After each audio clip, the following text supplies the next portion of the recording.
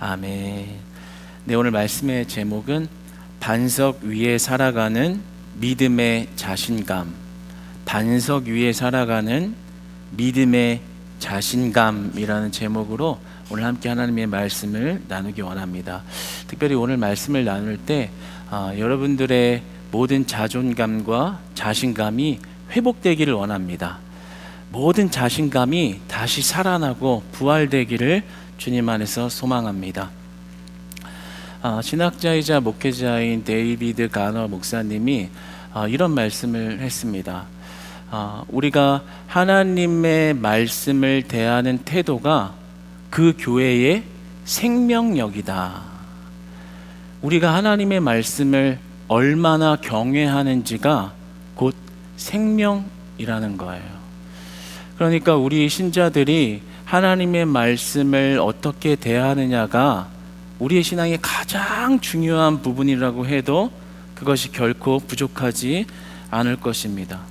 여러분, 하나님의 말씀은 영원하십니다. 그리고 우리가 그 말씀을 신뢰할 때만, 그 말씀을 온전히 의지할 때만 우리는 생명의 길을 걸어갈 수 있습니다. 여러분, 온전히 하나님의 말씀을 붙들고 온전히 하나님의 말씀을 신뢰하고 온전히 하나님의 말씀을 따르는 그런 축복의 공동체 되시기를 주님 안에서 소망합니다. 그래서 예수님은 마태복음 7장 24절에서 27절에 이런 말씀을 하십니다. 이 세상에 가장 지혜로운 자들은 반석 위에 집을 짓는 자들이다. 그러나 미련한 자들은 모래 위에 집을 짓는다. 우리가 하나님의 말씀만이 영원하시기 때문에 그 영원한 것에 집을 지을 때, 그 반석, 말씀 위에 집을 지을 때만 우리는 온전한 생명 안에 거할 수 있다는 것이고, 우리가 말씀 없이 살아갈 때 화려한 집을 짓는 것 같고 멋진 삶을 사는 것 같지만 그것은 한순간에 무너지는, 또 때가 되면 무너지는 모래성과 같은 것이기 때문에 어리석은 일이라고 예수님은 말씀하셨습니다. 그러니까 예수님의 말씀을 붙들어 우리가 바라볼 때 우리가 우리의 삶을 말씀에 맞추는 것, 우리가 말씀대로 살아가는 것, 그것만이 영원한 것이고 그것만이 무너지지 않는 집이라는 것을 우리가 정말 기억하면서 신앙생활을 해야 합니다. C.S. 루이스는 이런 말을 했습니다. 하나님은 변하지 않으신다. 하나님만 변하지 않으신다. 그러니까 세상의 모든 것들은 변한다라는 거예요. 네, 시간이 가면 다 변하죠. 우리가 다 잘 알듯이요. 문화도 변하고요. 그리고 살아가는 어떤 삶의 방식이나 패턴도 다 변하고요. 철학자들이 대단한 지식을 그 시대에 말하지만 그 시대 다음 시대가 되면 또 다른 철학자가 더 또 유창하고 또 다른 또 신기한 말을 또 하면서 계속해서 그렇게 어떤 자신들의 주장이 변화되어져 갑니다. 그러나 하나님의 말씀은 변하지 않는다라는 것이죠. 그러니까 우리가 진정으로 하나님의 말씀을 신뢰하는 것만이 우리가 모래성이 아니라 반석 위에 집을 세우는 것입니다. 사랑하는 여러분, 반석 위에 집을 지으시기를 축복합니다. 하나님의 말씀의 능력으로 살아가는 저와 여러분 되시기를 축복합니다.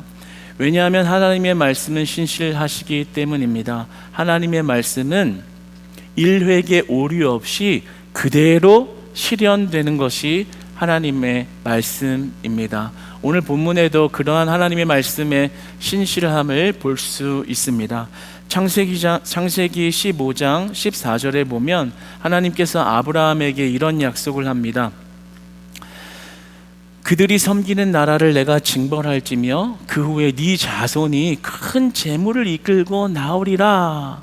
이런 후대에 일어날 일을 하나님께서 아브라함에게 예언하셨습니다. 그리고 나서 출애굽기 3장 22절로 넘어와 모세에게 하나님이 이렇게 말씀하시죠. 여인들은 모두 그 이웃사람과 및 자기 집에 거류한 여인에게 은폐물과 금폐물과 의복을 구하여 너희의 자녀를 꾸미라. 너희는 애굽 사람들의 물품을 취하리라.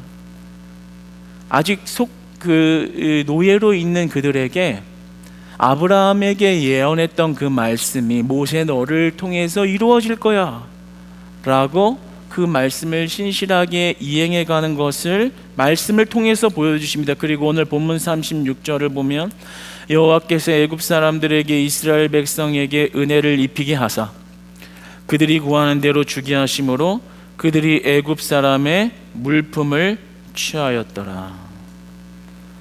하나님의 말씀이 아브라함에게 예언했던 그 말씀이 그대로 실현된 것을 보게 됩니다.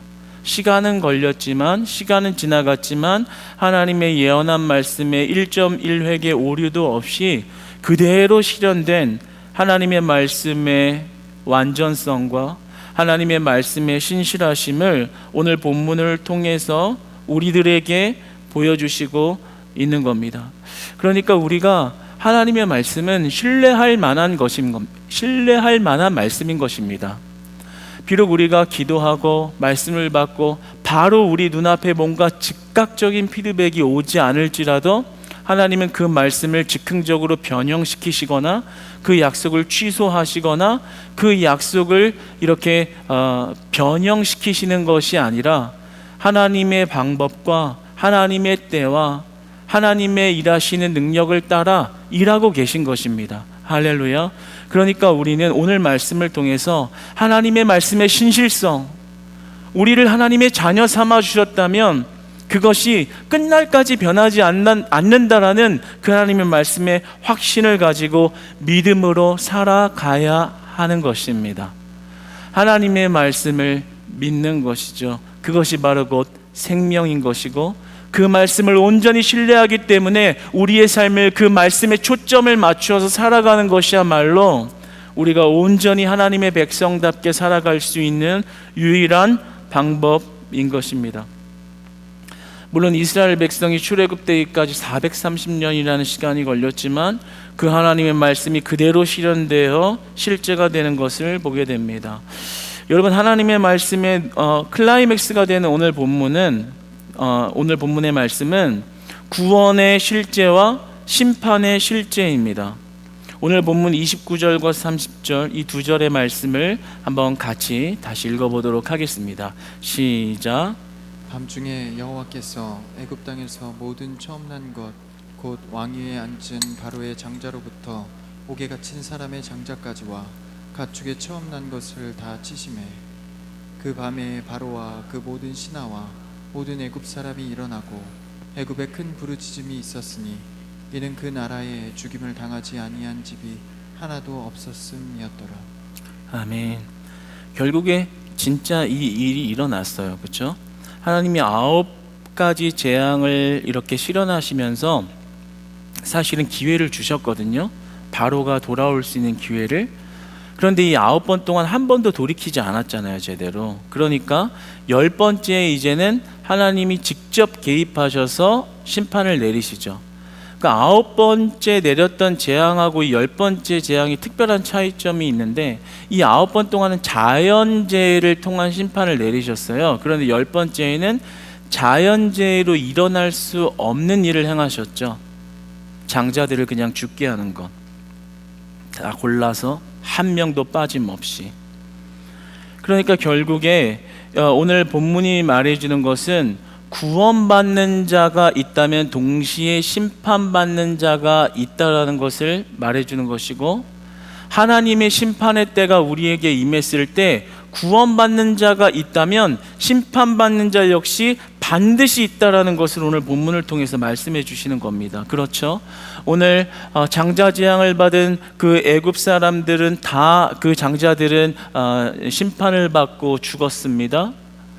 그런데 똑같은 장소에 있지만 누구는 구원을 받았습니다. 이스라엘, 하나님의 선택된 백성들은 구원함을 받았습니다. 똑같은 장소에 똑같은 시간에서 누구는 구원을 받고 누구는 심판을 받고. 그런데 이것이 출애굽에 일어났던 하나의 역사의 사건이 아니라 이 사건이 오늘 우리에게 말해주는 거예요. 구원과 심판의 법칙에 관하여.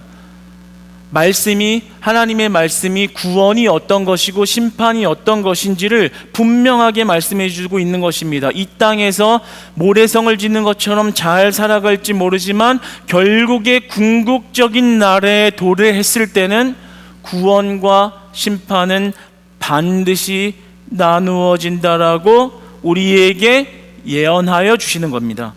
마태복음 25장 46절에 신약으로 넘어와 예수님이 이렇게 말씀하시죠. 46절 말씀을 보면 그들은 영벌에 의인들은 영생에 들어가리라 하시니라.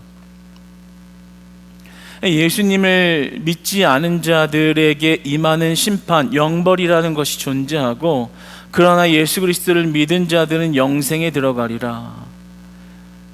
하나님의 신실하신 약속이 계속해서 구약을 거듭해서 신약을 거듭해서 오늘날 우리에게 이 말씀, 구원의 법칙, 심판의 법칙, 이것이 분명히 존재한다는 것을 너희가 기억하라고 우리에게 말씀하여 주시는 겁니다. 우리 요한계시록 21장 7절로 8절의 말씀을 한번 같이 읽어보도록 하겠습니다. 시작. 이기는 자는 이것들을 상속으로 받으리라. 나는 그의 하나님이 되고 그는 내 아들이 되리라.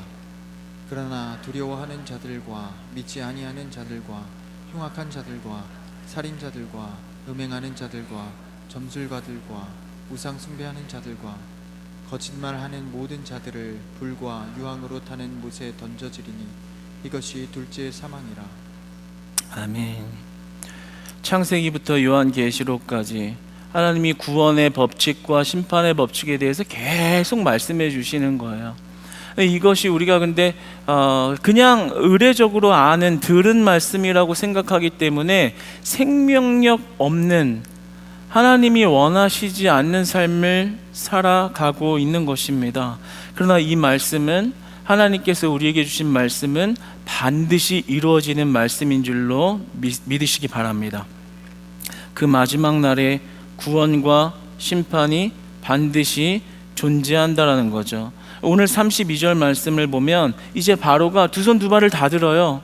자기 장자를 다 죽고 나는 걸 보니까 그게 자기의 죽음이 도래했다는 것을 알게 된 거예요. 사실 그 당시에 이 장자라는 것은 한 가정의 대표성을 지니고 있는 거거든요. 근데 그 장자들을 다 죽였다는 얘기는 곧 너희들도 다 죽이겠다라는 얘기인 거예요. 그러니까 바로가 지금 장자를 다 이렇게 잘랐다라는 것은 이제 곧 나머지 사람들 다 죽이겠다라는 것을 감지한 거예요. 그 대표성의 원리 때문에. 그러니까 이제 바로가 두 손 두 발을 다 들고 양도 가져가라, 소도 가져가라. 그리고 너희신 그 여호와 하나님이 나를 좀 축복할 수 있도록 말해달라. 사실 우리가 앞서 공부했듯이 바로가 신적 권위를 가지고 있다고 여겼기 때문에 바로를 통해서 축복이 나갔다는 것을 봤잖아요. 그런데 축복을 줘야 되는 대상이 다른 이에게 축복을 바라고 있다는 거, 이게 뭐예요? 완전 영적 패배, 물리적인 패배를 인정하고 있는 그런 말씀이라는 겁니다. 그러니까 우리가 마지막 때가 다가오면요, 이 땅에서 아무리 대단해 보이고 잘 살았던 사람이라 할지라도, 아무리 영원할 것 같은 존재처럼 보였던 사람이라 할지라도 결국에 하나님 앞에 심판받게 된다라는 겁니다. 그때는 그것이 모래성이라는 것을 보게 된다라는 것이죠.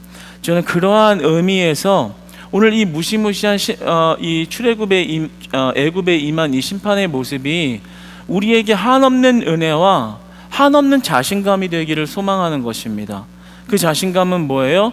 여기 있는 우리가 예수 그리스도를 믿음으로 말미암아 의인은 영원한 축복을 받으리라는 말씀을 받았다라는 사실입니다. 할렐루야. 여러분은 이미 하나님으로 받은 구원받은 백성인 줄로 믿으시기 바랍니다. 여러분은 구원받은 자녀들인 줄 믿습니다. 이게 우리의 자신감이 되어야 되는 거예요. 저는 오늘 말씀을 묵상하면서 왜 오늘날의 많은 성도들이 이 구원의 법칙, 실제로 받은 구원의 은혜가 최고의 자신감이 되지 못하고 없어져 버릴 모래성에 관한 것을 붙잡고 그것을 왜 자신감으로 여기며 살아갈까 하는 생각이 들었습니다. 더 많은 것을 받아야 진짜 축복을 받았다고 생각을 하고, 더 많은 것을 얻고 누려야 진짜 축복을 받았다고 생각하고 자신감이 올라갑니다.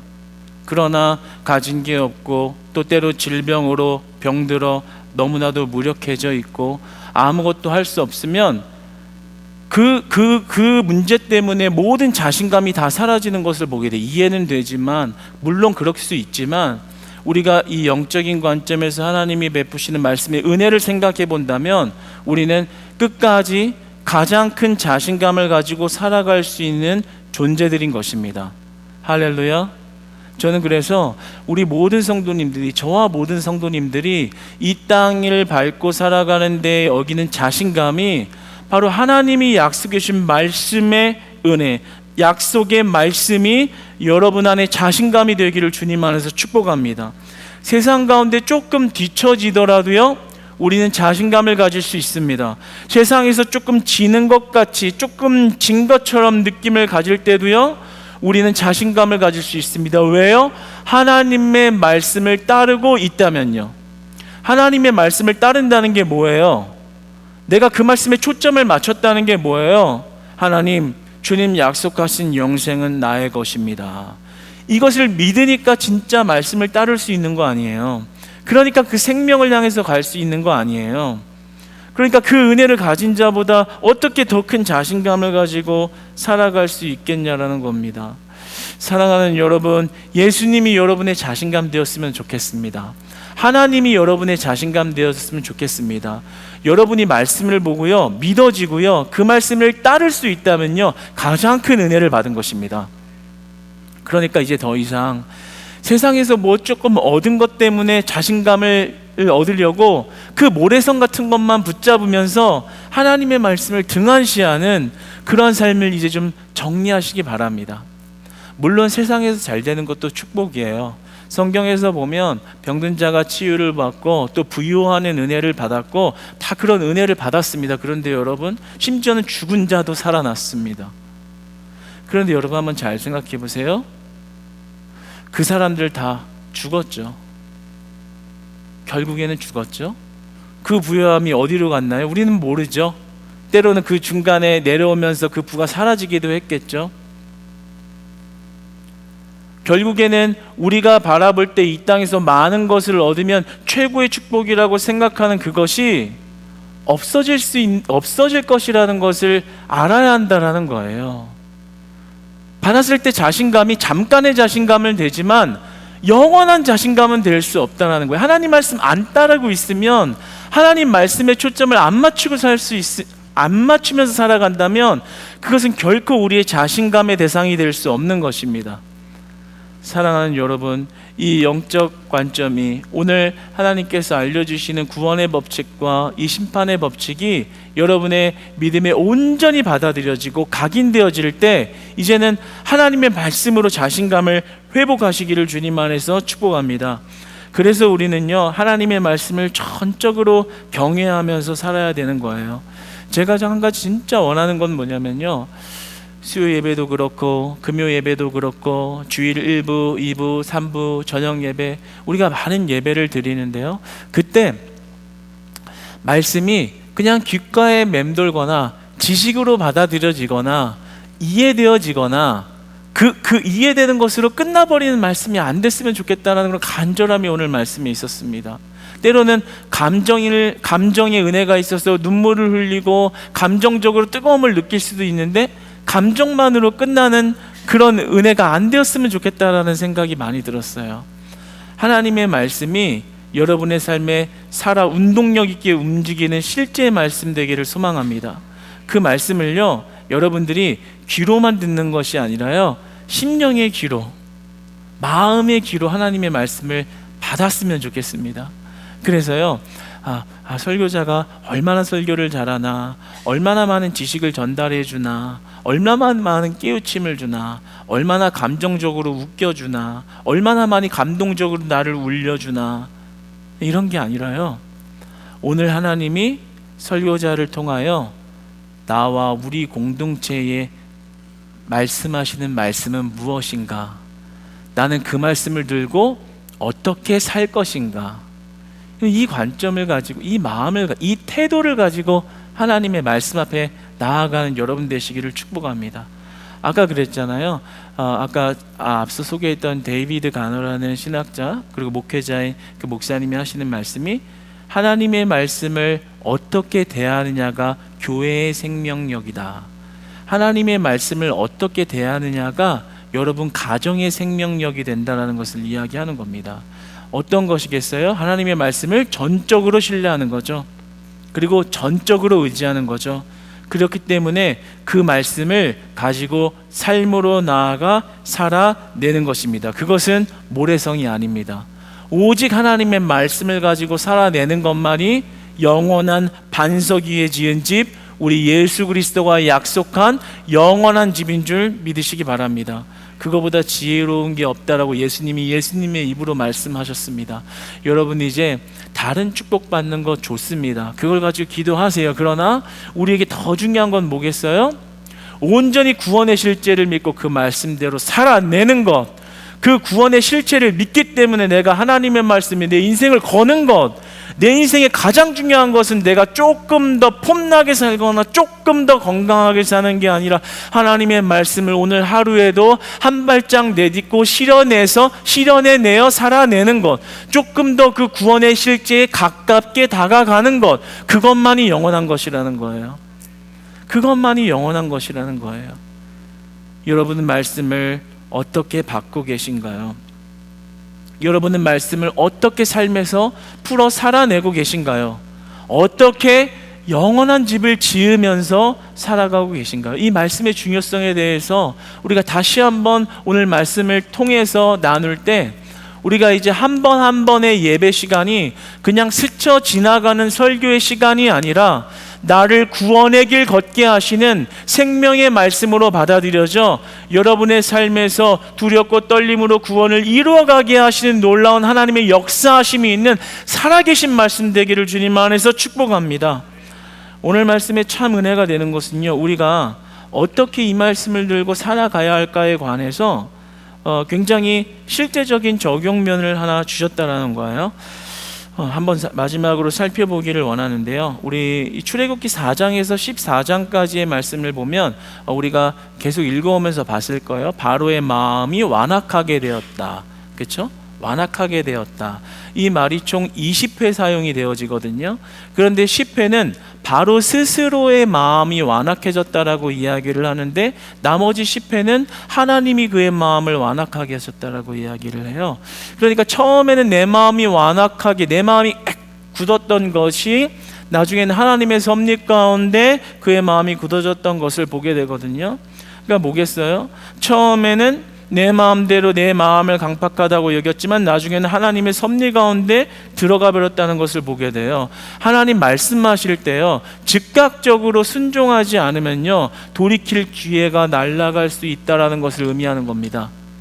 하나님 말씀하실 때요, 내 마음을 완악하게 할 때요, 나중에는 내 마음을 처음에는 완악하게 해서 거부할 수 있지만요, 나중에는 하나님의 섭리 가운데 하나님이 완악하게 사용하실 수 있다라는 것을 이야기하는 거예요. 그러니까 우리가 하나님의 말씀을 진정으로 받는다라는 의미는요, 마음속에 그냥 이렇게 묻어두었다라는 의미가 아니라 즉각적인 순종이 필요하다는 것을 오늘 말씀이 이야기하는 겁니다. 특별히 오늘 34절의 말씀을 같이 한번 읽어보도록 하겠습니다. 우리 같이 읽겠습니다. 시작. 그 백성이 발교되지 못한 반죽 담은 그릇을 옷에 싸서 어깨에 매니라. 이스라엘이 하나님의 이 구원의 일하심을 대하는 태도입니다. 이 태도가 어땠냐면 굉장히 급했어요. 그 백성이 아직 이 누룩도 제대로 안 된 이 반죽을 담은 그릇을 옷에 싸서 어깨에 메었대요. 옷에 쌌다라는 거예요. 이 옷이라는 말은 이 히브리어로 시물라라는 말인데 사말이라는 말에서 파생된 말이거든요. 근데 원래는 가정에 있는 커다란 천을 이렇게 의미했어요. 그러니까 이 반죽 그릇이 있다면 이제 이사를 갈 거면 천에다가 이렇게 싸서 보재기를 해가지고 다 짐을 꾸려가지고 떠나야 될 거 아니에요. 그런데 옷을 갖다가 그냥 두루 싸가지고 그냥 바로 나왔다라는 거예요. 이 말이 무슨 의미예요? 급하게, 아주 급하게 이 일을 행했다라는 거죠. 우리 전쟁통에 그렇잖아요. 전쟁 났다라는데 뭐 한가하게 천 짜서 언제 뭐 다 바리바리 싸겠어요. 그냥 있는 옷도 보자기가 되는 것이고, 이 옷 가지고 그냥 챙길 것만 챙겨서 나가야 되는 거잖아요. 그러니까 오늘 이 말씀이 마지막으로 우리에게 보여주시는 것은 하나님의 말씀이 떨어지고 하나님의 구원의 일하심이 이렇게 행해질 때는 우리가 주저주저 하면 안 된다라는 거예요. 황급히, 급하게, 바로, 즉각적으로 순종해야 한다라는 것을 말씀하는 겁니다. 여러분 신앙생활 하시면서요, 하나님의 말씀이 탁 주어질 때가 있어요. 여러분도 그런 경험 많이 하시죠? 말씀을 오늘 목사님이 나 들으라고 하시나? 내 사정을 알고 얘기하시나? 라고 여겨질 만큼 하나님이 어떻게 그렇게 내 인생의 이 작은 시간을 어떻게 이렇게 기가 막히게 알고 말씀하실까? 이렇게 말씀을 탁 전해줄 때가 있죠. 기도할 때도 내 뜻대로 아닌 성령님의 인도대로 내가 할 수 없는 기도를 하게 하실 때가 있고, 때마다 주시는 말씀의 은혜가 있다고. 그 말씀이 떨어지면 어떻게 해야 된다고요? 주저하지 말고, 갈등하지 말고, 고민하지 말고 바로 실행하는 겁니다. 어떻게 해요? 오늘 말씀에 그들이 그릇을 옷에 싸서 어깨에 매니라, 바로 나갔다라는 거예요. 그러니까 하나님의 말씀이 주어질 때요, 느긋느긋하게 조금 더 고민해보고 해야지, 실패한다니까요. 여러분들 우리 맨날 그러잖아요. 생각해보고 해야지, 더 기도해봐야지. 결국에는 내 생각대로 이제 나중에는 말한다니까요.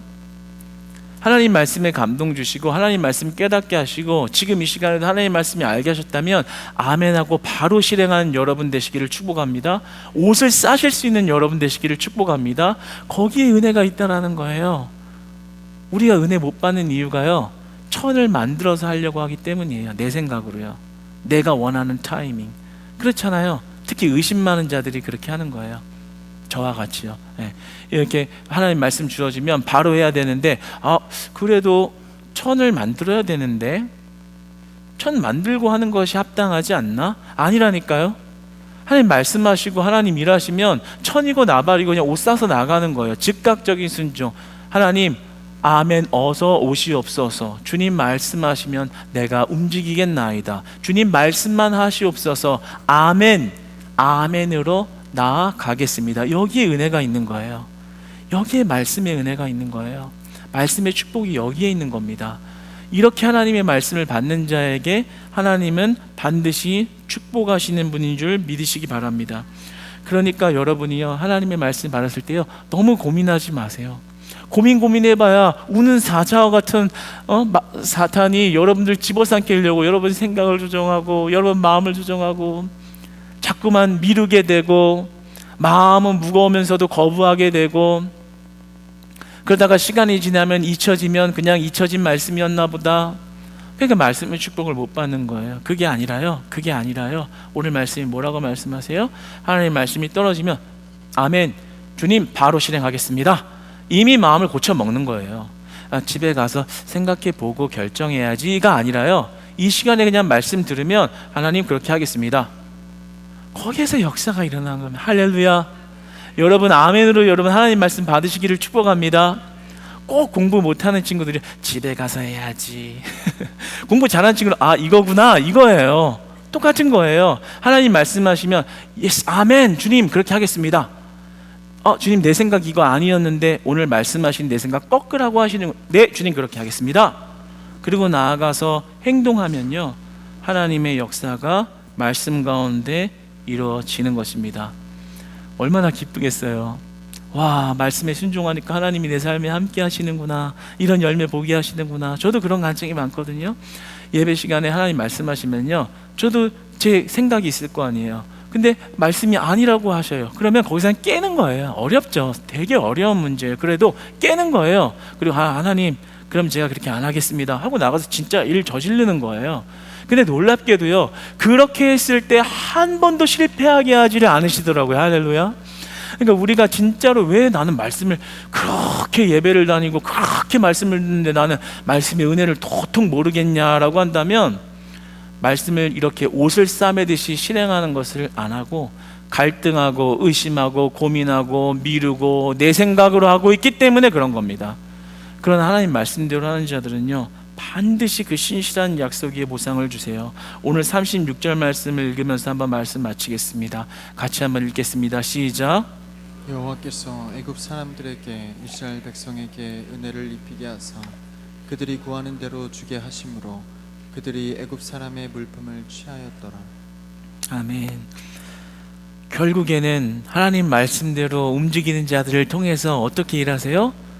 애굽의 모든 전리품들 다, 전리품의 의미, 애굽의 모든 금은 보화들을 다 가지고 오게 하시는 거죠. 승리하게 하시는 것.